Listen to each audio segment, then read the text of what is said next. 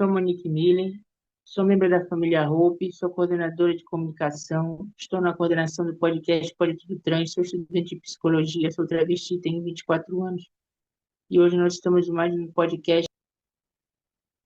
Nosso podcast tem como objetivo abordar nossas vivências, discutir saúde, compartilhar o trabalho realizado em prol da nossa população e falar sobre educação e atualidades.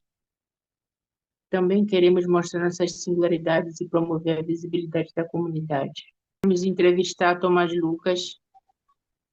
Tomás Lucas é artista visual, arte educador, fotógrafo da Parada LGBT de Belém, ativista dos movimentos LGBT de Belém, participante dos movimentos culturais de Belém, registrando o mundo e suas cenas, capturando memórias e transformando em arte.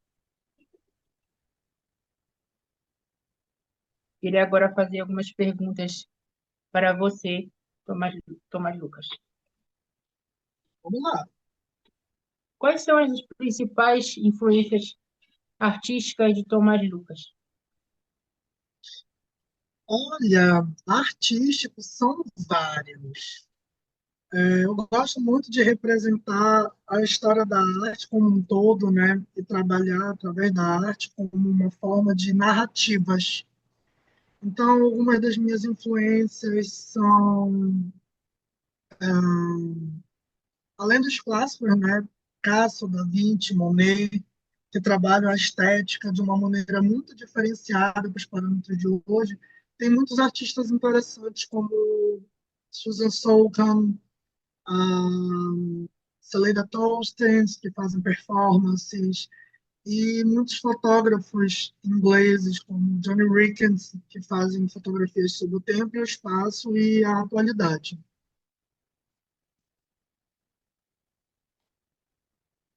Como ele começou a sua carreira como artista educador? Então, traçando uma vivência desde a universidade, né, eu senti a necessidade de explorar a arte não só como um elemento estético, mas também como uma forma de linguagem, que é o que ela realmente é, uma forma de levar não só a beleza ou os ensinos básicos de desenho, mas também de narrativas possíveis, né? Sobre as nossas identidades, sobre as nossas atualidades, a política, tudo. Então, começou desde a época da faculdade até os dias de hoje, trabalhando em prol das nossas comunidades, né? Sendo ela ou LGBT, ou religiosa, ou de identitário, com mais afros. Ela vem traçando esse caminho já há um bom tempo. E começou mais assim um pouquinho antes da pandemia. A pandemia ela trouxe um impulso para esse processo de ensino-aprendizagem, de como a arte pode ser igualável aos conteúdos do nosso dia a dia, ela pode ser parte do nosso dia a dia, da nossa educação. De que forma suas experiências na parada LGBT de Belém impactou o seu trabalho? Olha, tudo, desde o processo de planejamento ao processo de constituição, que é a parada em si, impactaram de formas positivas, porque assim nós temos um olhar do que é a parada e como ela é feita, o que era um misticismo muito grande, né? Porque só chegava aquele dia da parada, e aí a gente curtia a parada. Então, ter esse feedback de como é por trás da cena, né, me trouxe ensinamentos, aprendizados e contextualizações muito gostosas de como nós podemos somar mediante a isso, né?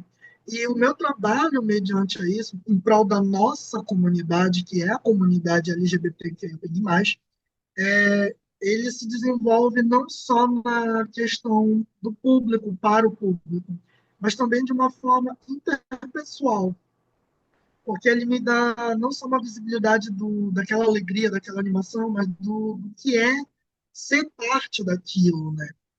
E aí traz a imagem, a fotografia, traz a memória, as narrativas, o meu conhecimento para com o próximo, essa troca de conhecimentos, ela influencia assim tudo, porque é uma questão de vivência, é uma questão de política e é uma questão de arte.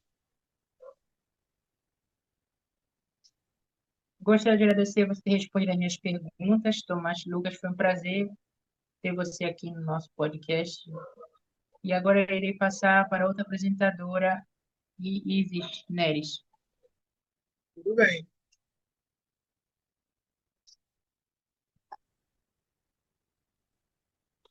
Boa noite, Thomas Lucas. Betizes. Me chamo Isis Neres, curso técnico de enfermagem, tenho 25 anos, sou mulher trans e faço parte do coletivo AICA Arco-Íris do Caeté. E vou fazer algumas perguntas para você. Certo. Quais temas você procura explorar nas suas fotografias e obras de arte? Olha, essa pergunta é muito boa. Eu geralmente busco a identidade, a atualidade, o ser. E eu discurso isso através das culturas, principalmente. Eu trabalho não só para o movimento LGBT, mas eu tenho participações em outras áreas de identidade cultural do Estado, né? Principalmente pavulagem, Feira do Açaí de vez em quando. Então, eu procuro buscar a essência da nossa identidade marajoara, da nossa identidade como persona, quem é a Isis? Como eu retrato ela no meio de uma parada que tem 5, 10, 15 mil pessoas, num movimento que é político de protesto ou que é em prol a alguma identidade. Como eu faço isso dentro de uma parada que tem um público vasto? Então, eu sempre busco refletir sobre como eu quero retratar o outro, como eu quero buscar essa essência. Os meus amigos estão ali, os meus conhecidos, as pessoas que lutam em prol de uma causa que eu concordo. Então, assim, é muito importante buscar a identidade nessa pós-modernidade, o encontrar-se em meio a essa multidão de gente que a gente convive todo santo dia. É basicamente essa linha.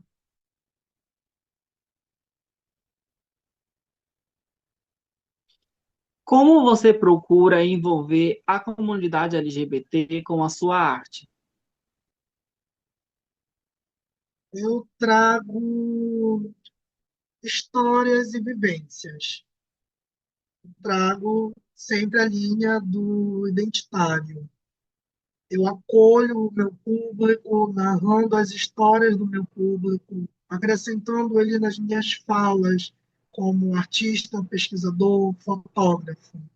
Eu trago do meu ao meio e do meio ao meu ser. Então, eu sempre hibrido nas perspectivas. Eu faço fotos sobre cultura. Eu já estou imerso na cultura LGBT. Como posso agregar para uma população trans o meu trabalho? De que forma eu posso unir a minha área de pesquisa com o movimento trans do Pará? Eu sempre busco refletir para tentar trazer imagens, fotos e outras peças de arte que retratem essas comunidades, que retratem a nossa população, né? Que nos una enquanto família e público. Quais projetos ou exposições você já participou? Eu não sou um tipo de artista que gosta de estar fazendo o excesso de exposições, né? Eu gosto de trabalhar com um processo de pesquisa e desenvolvimento de algumas salas, palestras, eventos. Eu acho muito mais fácil abraçar pequenos nichos do mundo ao invés do mundo todo. E a partir desses pequenos abraços, a gente constitui uma grande corrente de união. Eu já participei de muitas exposições desde a época da faculdade, até exposições solos com um coletivo que eu tinha na faculdade, né? E fora da faculdade, fiz participações em exposições de rua, de praça, de locais de comunidade. Inclusive, uma das exposições que eu mais gosto de retratar é a que eu fiz em prol do nosso movimento, do movimento LGBT, com o movimento HIV e Disparar, né, para falar sobre a importância dessa precaução que temos que ter, né, das políticas públicas em prol dessa comunidade. E eu fiz uma participação falando justamente da minha linha de raciocínio sobre identidade, sobre as personas. Eu fotografei colegas nossos assim da comunidade, inclusive que já passou por aqui, a Amélia, uma querida, maravilhosa, registros de uma pessoa vivente e que luta diariamente pelos seus direitos. E como ela é retratada, né? A imagem, ela vai te trazer o que ela é, uma imagem. A essência vem da narrativa histórica daquela persona. A imagem vai mostrar que ela é uma mulher. Ela é só uma mulher vivendo, uma mulher guerreira. Ela não é um estereótipo de algo, uma mulher LGBT estampada. Ela é uma mulher e é assim que nós devemos nos ver, como pessoas, como parte de um todo, não como estereótipos. Então eu busco sempre isso. Outra que eu fiz participação foi do meu antigo coletivo, que eu gosto muito de narrar, né? Que é Impressões do Sagrado, que foi em 2016, mais ou menos. Mas ela marcou muito, porque até hoje a gente tem essa fala do sagrado na Amazônia e das representatividades do sagrado. Então, assim, trazer esses nichos e levar esses nichos não só para a nossa comunidade, mas para fora do estado. Mosqueiro, eu também já participei de alguns coletivos. Soura, eu já fui, também participei de alguns coletivos, coisas assim, com pessoas que trabalham com arte, educação e artesanato, né? Porque não deixa de ser o nosso objeto de arte maravilhoso. Ele traz, assim, uma importância muito grande na narrativa da educação, do processo de ensino, da importância de se tratar aquele assunto, sabe?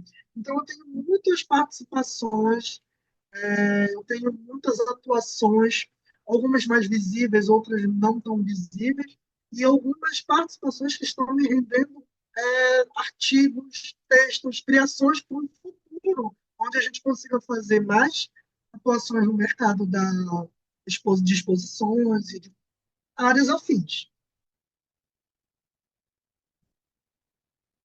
Gostaria de agradecer a sua participação, Tomás Lucas, foi um prazer. Agora eu vou passar para o vice-presidente Luciano. Certo? Thomas, boa noite. Boa Me chamo noite. Luciano e irei fazer algumas perguntas para você. Fique à vontade. Como você vê a relação entre arte e ativismo? Então, elas não andam separadas. Elas são coleguinhas amadas que andam juntas eternamente e a história retrata isso, né? Não é à toa que nós temos dados históricos de arte sendo base de revolução, de contextualização, né? Então, assim, eu vejo importância, eu vejo dinamismo e eu vejo necessidade que a arte e o ativismo andem em conjunto para que nós possamos tratar dos assuntos cotidianos de uma forma realista, que nós consigamos trazer para o mundo, através da nossa criatividade, das nossas imaginações, uma possibilidade, uma forma de discursar o que nós precisamos melhorar no mundo. É uma forma de trazer as nossas vozes de forma muito mais criativa. É uma necessidade de todos. Inclusive, dentro do contexto, existe o discurso no campo das artes, para quem estuda, sobre o artivismo, que é a arte que faz a participação dos ativismos sociais, não só em nichos como o nosso, do LGBT, mas de modo geral, como o ativismo pela natureza, o ativismo pela diversidade, o ativismo pelos animais. Então, é muito importante que nós linkemos isso e tragamos isso ao mundo, possamos estar em conjunto.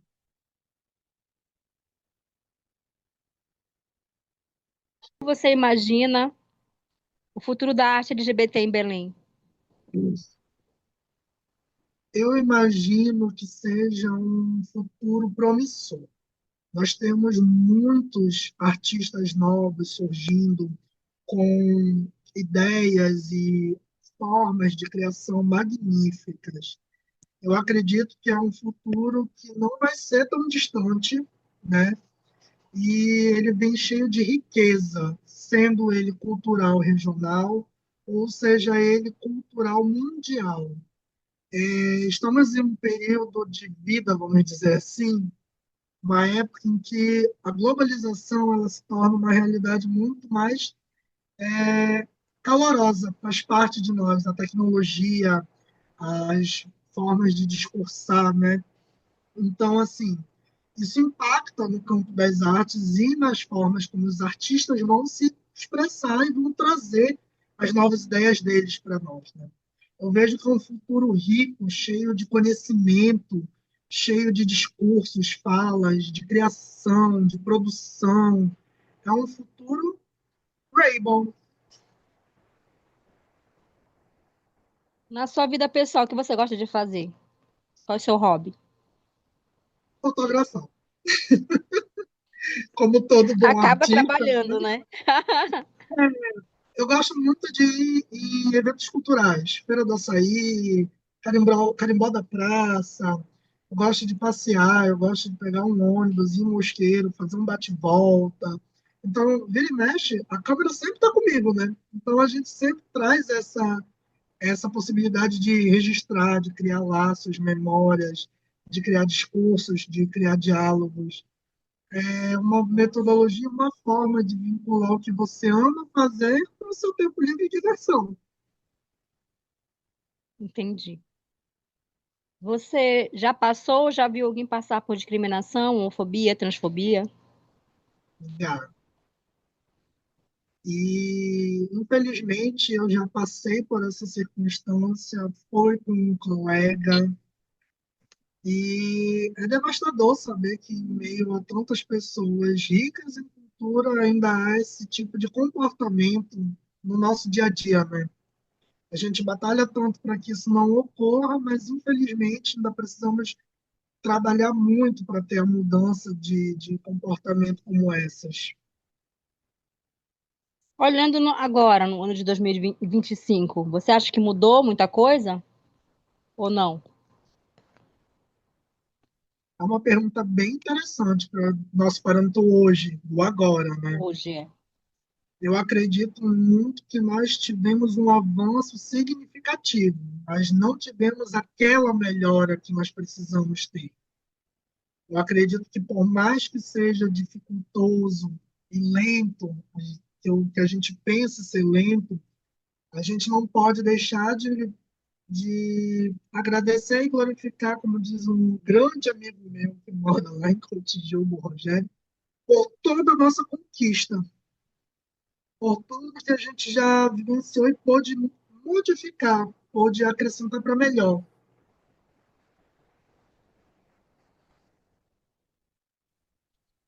Olhando para trás, no seu passado, o que você gostaria de ter mudado? Ou você não se arrepende de nada do que você fez ou se arrepende de alguma coisa? Eu gosto dessa pergunta, porque ela faz a gente pensar sobre as nossas ações. Eu gostaria muito de ser evoluído e dizer que não tenho arrependimentos, mas tenho arrependimentos como qualquer ser humano. Eu acho que se eu pudesse alterar alguma coisa, eu teria usado mais. Eu teria explorado novos caminhos em prol do crescimento, né? Eu teria tido algumas novas metalinguagens no campo das artes e explorado novos conhecimentos que me auxiliassem mais para essa trajetória, né? E apesar de ser uma visibilidade de um arrependimento, eu sinto que se eu não tivesse passado pelo que eu passei, eu não tinha chegado onde eu estou hoje. Eu não tinha constituído os laços que eu tenho hoje. Eu não tinha conhecido essa comunidade com mais ímpeto do que eu tenho hoje. Então, assim, arrependimento sempre vem. Uma hora ou outra tu vai ter isso. Mas o importante é saber que isso fez parte do teu aprendizado, que fez parte da tua trajetória, de ti.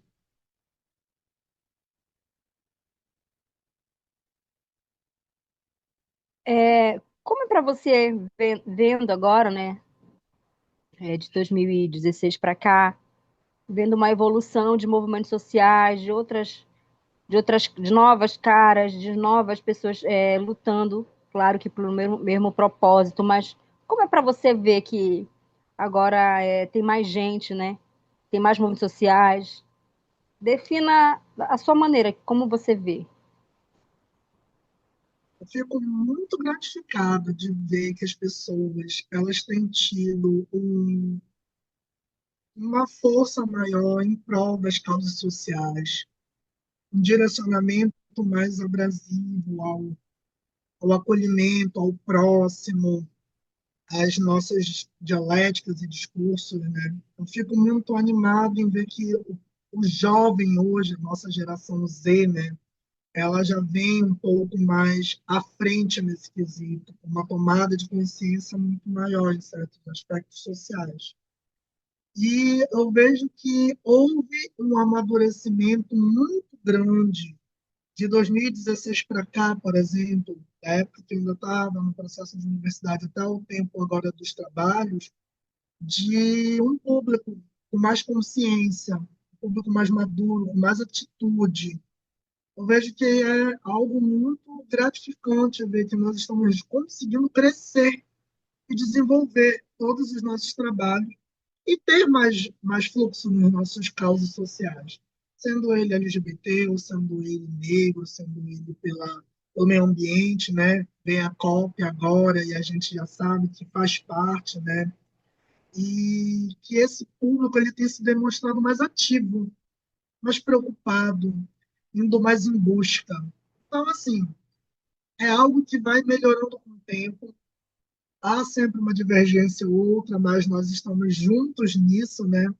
Todo mundo cresce um com o outro, é um processo mútuo de aprendizado, de educação, né? Para o meu campo das artes, as artes elas são muito favoráveis a esses quesitos, né? A performance, o teatro, a fotografia, elas trazem as linguagens que nos impulsionam a esse olhar para esse crescimento.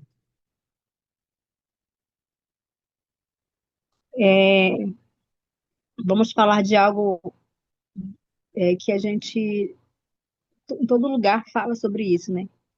Sim. A gente não tem uma lei que nos ampara, a gente tem uma lei que ampara é a lei do racismo, né? A gente não tem uma lei realmente, a gente fala sobre. Eu subi devido ao processo do meu filho, e a gente falava, lei de LGBTfobia, não existe lei de LGBTfobia, não existe lei de transfobia, não existe lei de homofobia. Como é para você, como ativista, já há muito tempo, né, nessa luta aí grande, né, e saber que a gente ainda não tem a nossa lei, que a gente não tem pelo menos uma lei que já, pelo menos já parasse todas as letrinhas, né? Como é para você? Como é que você se sente? O que significa para você sobre isso? É algo assim que é uma reflexão diária, né? A gente busca pelos nossos direitos, a gente busca ser ouvido, nós buscamos nos fazer presentes e ainda não temos esse amparo direcional, né? Eu acho que é algo doloroso por parte, porque poderíamos já ter tido uma constituinte através de todas as questões políticas, das políticas públicas, né? Um direcionamento que nos desse um aval muito mais presente, muito mais direcionado, né? Você falou muito bem ao dizer que a lei da LGBTfobia, né? Isso sobre as questões, mas o que é a lei da LGBTfobia para a gente, que é um universo vasto, sabe? O que é ter esse amparo de proteção e não olharem diretamente para nós e virem até nós conversar e ver a nossa situação. Eu acho que nós precisamos adquirir, em meio não só das nossas políticas públicas, mas de um processo político de ímpeto legislativo e afins, um tipo de, eu vou dizer lei ou legislação, mas um tipo de código que nos ampare com os nossos direitos, não só os direitos humanos, não só os direitos constituintes que nós já temos, mas algo que nos direcione e diga, olha, apesar de tudo, você tem isso aqui, você pode utilizar esse processo de lei para isso, para isso, para isso. Você está amparado e nós estamos olhando por você, porque nós somos parte desse governo, do Estado, de qualquer coisa. E não ter essa visibilidade direcional, como tem o antirracial ou de proteção do idoso, faz com que nós não tenhamos participação ativa dentro desse processo. Então, eu vejo como um desmerecimento desse público, como se ele dissesse, a gente vai ajudar, mas não é uma prioridade. E em que ponto nós seríamos uma prioridade, sendo nós humanos, cidadãos e constituintes dessa população?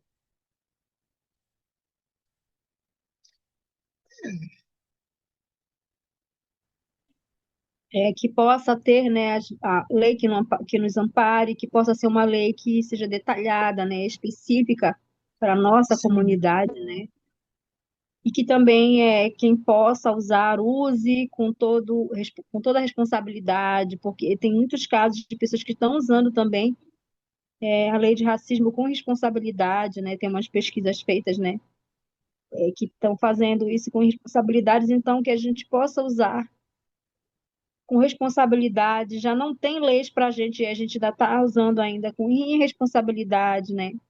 Prejudicando outras sim, pessoas que não têm nada a ver. Então, que a gente possa usar realmente para nos proteger, para nos resguardar as nossas vidas, né? Porque quando nós nascemos pessoas trans, homens afeminados, mulheres desfem ou masculinas, tipo fora do padrão da sociedade, sim. nós somos muito atacados. Não concorda conosco?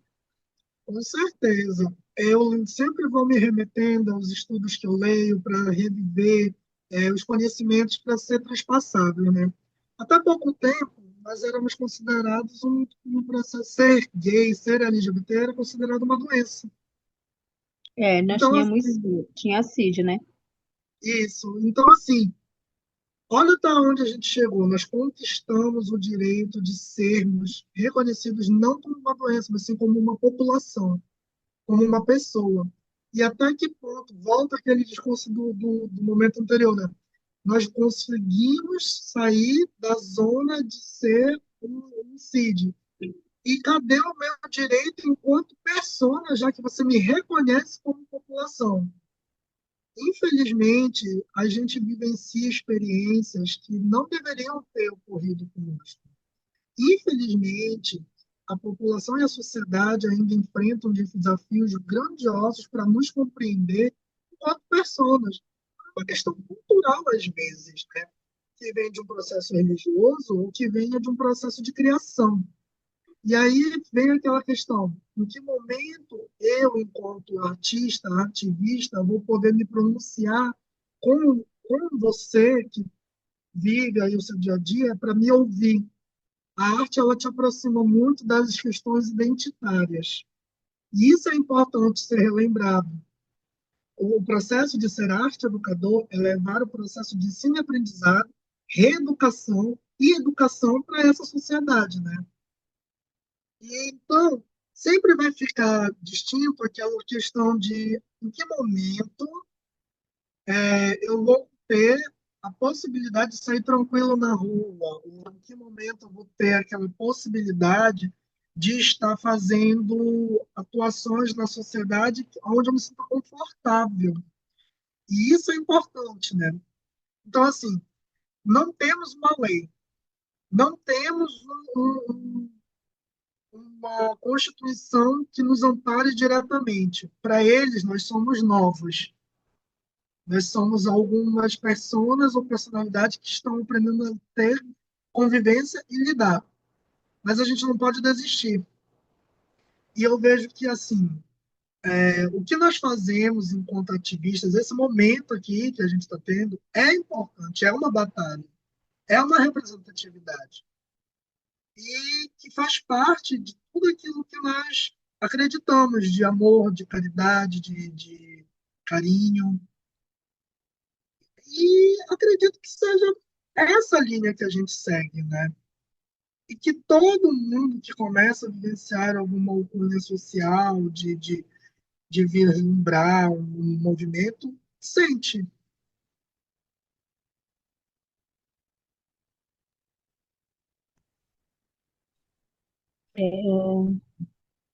A gente quer agradecer, né, a você por ter dado o convite. Nossa, muito obrigado.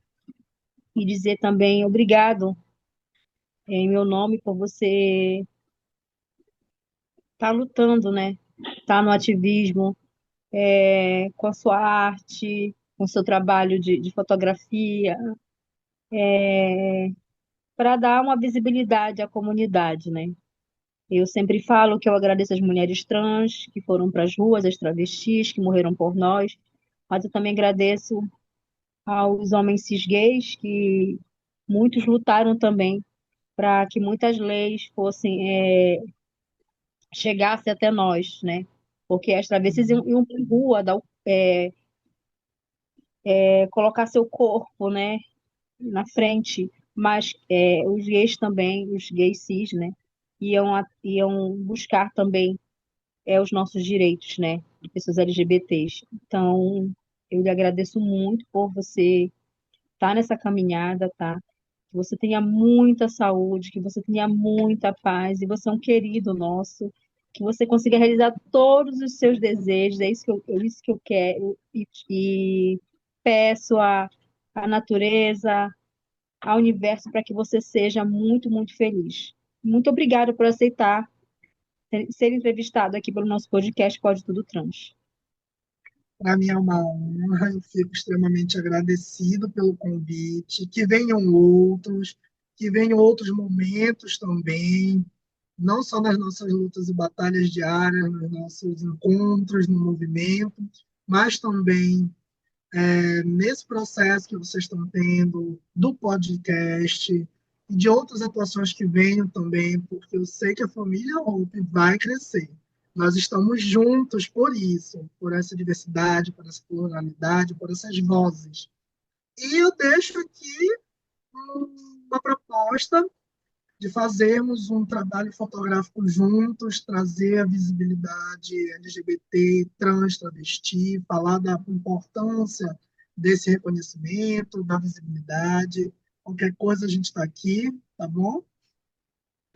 Vamos fazer sim, fazer como matéria especial para o nosso podcast, Com para colocar aqui, certeza. para ser exibido no canal, no nosso Instagram também. Vamos sim fazer. Podemos montar até uma pequena exposição em algum local que a gente consiga atrair um público para conversar, fazer essa roda de conversa, integrar, apresentar mais a família Hope, porque é necessário estar nesse processo, né? Quantas pessoas querem estar aqui e às vezes desconhecem ou não conseguem por medo? Desmistificar que nós não mordemos, estamos aqui para auxiliar, né? Hoje eu escutei de uma pessoa que falou assim mesmo, eu tô nervosa, tá falando com você, eu nunca pensei que eu fosse falar com você na minha vida, pensei que ia ser difícil falar. Eu disse, não, mas é tão fácil. Se eu tô falando com você, eu mesmo tô falando com você. Não, pensei que eu nunca ia conseguir. E conseguiu falar e ficou muito emocionada, quase não fala, só via só chorar. Oh, E a meu Deus. gente fica emocionado, né, por ter esse reconhecimento, né? Com Porque certeza. tudo começou pelo nosso presidente, que é meu filho, né? E cresceu muito esse trabalho, e a gente só agradece a todo mundo que respeita, que gosta da gente, e a gente está aqui de braços abertos, e a gente pode sim fazer esse trabalho junto com você. Com certeza. Pois é, gente, mais uma entrevista com o nosso querido Thomas, Lucas, e até a próxima. Até a próxima, gente. Muito obrigado.